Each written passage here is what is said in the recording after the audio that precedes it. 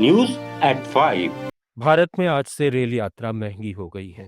Railway ने लंबी दूरी की ट्रेनों के किराए में प्रति किलोमीटर 2 पैसे की बढ़ोतरी कर दी है। 215 किलोमीटर से अधिक दूरी की यात्रा करने पर यह नया किराया लागू होगा। उदाहरण के लिए 1000 किलोमीटर की यात्रा करने वाले यात्रियों को अब 20 रुपए ज्यादा चुकाने होंगे।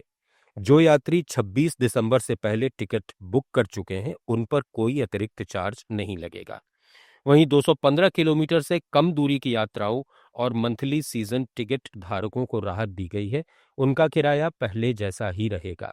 रेलवे ने ये बढ़ोतरी ऑपरेशनल खर्च और नई परियोजनाओं को फंड करने के लिए की है। अनुमान है कि इससे रेलवे को सालाना 600 करोड़ रुपए की अतिरिक्त आमदनी होगी। ये साल 2025 में दूसरी बार है जब रेलवे ने किराया बढ़ाया है।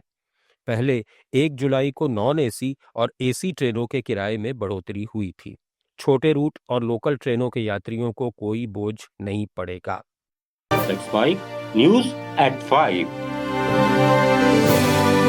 उन्नाव रेप केस के दोषी पूर्व बीजेपी विधायक कुलदीप सिंह सेंगर को हाईकोर्ट द्वारा सशर्त जमानत दिए जाने के फैसले के खिलाफ हाईकोर्ट के बाहर प्रदर्शन किया गया।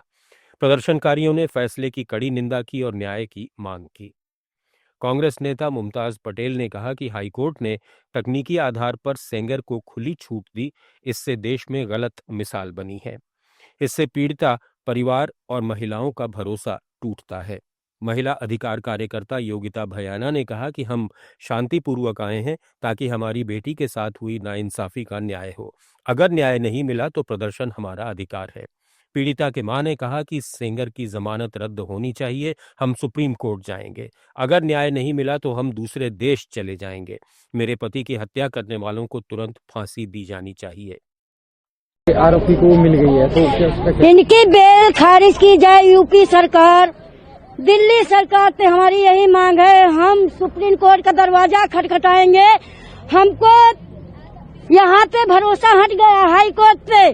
सुप्रीम कोर्ट का दरवाजा खटखटाएंगे, हमको न्याय मिलेगा। न्याय का भरोसा है। मेरे वकील जाएंगे, सुप्रीम कोर्ट जाएंगे। वहाँ पे नहीं मिलेगा, दूसरे देश में जाएंगे, पर हमको भरोसा है कि हमको न्याय मिलेगी।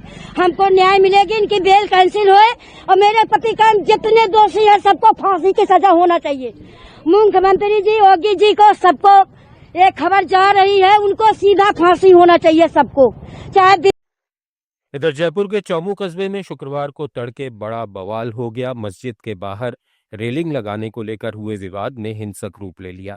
बस स्टैंड के पास उपद्रवियों ने जमकर पथराव किया, जिसमें 6 पुलिसकर्मी घायल हो गए। उन्हें अस्पताल में भर्ती कराया गया है। स्थिति बिगड़ने पर पुलिस को आंसू गैस के गोले छोड़ने पड़े और हल्का बल प्रयोग किया गया।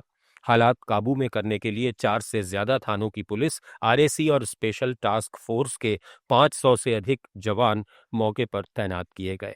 प्रशासन ने एहतियातन चौमू में 24 घंटे के लिए इंटरनेट सेवाएं बंद कर दी हैं और बाजार भी बंद हैं। पुलिस ने कुछ उपद्रवियों को हिरासत में लिया है और अन्य आरोपियों की पहचान कर कार्रवाई की जा रही है। प्रशासन ने साफ कहा है कि कानून व्यवस्था बिगाड़ने वालों पर सख्त कार्रवाई होगी। अब क्या मौके पे स्थिति शांतिपूर्ण है और सारे जो भी सेंसिटिव पॉइंट्स है वहाँ पे पिकेट्स लगा दिए गए हैं। जी सर। और जाब्ते को और बेहतर तरीके से डिप्लॉय किया जाएगा। मोबाइल्स भी लगाई जाएंगी और भी आवश्यकता अनुसार जाब्ता लगाएंगे। और जिन लोगों को राउंड अप किया गया है उनमें से बहुत सारे ऑलरेडी उपद्रवी हैं जिनको गिरफ्तार किया जाएगा वेरीफाई करके, और जो बच गए होंगे उनको भी चिन्हित करके जल्दी गिरफ्तार किया जाएगा। प्रधानमंत्री नरेंद्र मोदी ने दिल्ली के भारत मंडपम में वीर बाल दिवस के राष्ट्रीय कार्यक्रम को संबोधित करते हुए गुरु गोविंद सिंह जी के 4 साहिबजादों के अदम्य साहस और बलिदान को नमन किया। उन्होंने कहा कि कम उम्र में मुगल साम्राज्य की क्रूरता के सामने चट्टान की तरह डटे रहकर उन्होंने धार्मिक कट्टरता और आतंक के अस्तित्व को जड़ से हिला दिया था। प्रधानमंत्री ने इस दिवस को श्रद्धा और प्रेरणा का दिन बताते हुए कहा कि साहिबजादों की वीरता नई पीढ़ी के लिए प्रेरणा स्रोत है। पिछले 4 साल में इस परंपरा ने युवाओं में साहस और प्रतिभा को मंच प्रदान किया है। इसके साथ ही उन्होंने कहा कि जनरेशन जेड और जनरेशन अल्फा ही विकसित भारत का निर्माण करेंगे। आप सुन रहे थे let's mic more than radio. Follow कीजिए हमें हमारे सोशल मीडिया प्लेटफॉर्म्स पर। आप सुन रहे थे let's mic more than radio. Follow कीजिए हमें हमारे सोशल मीडिया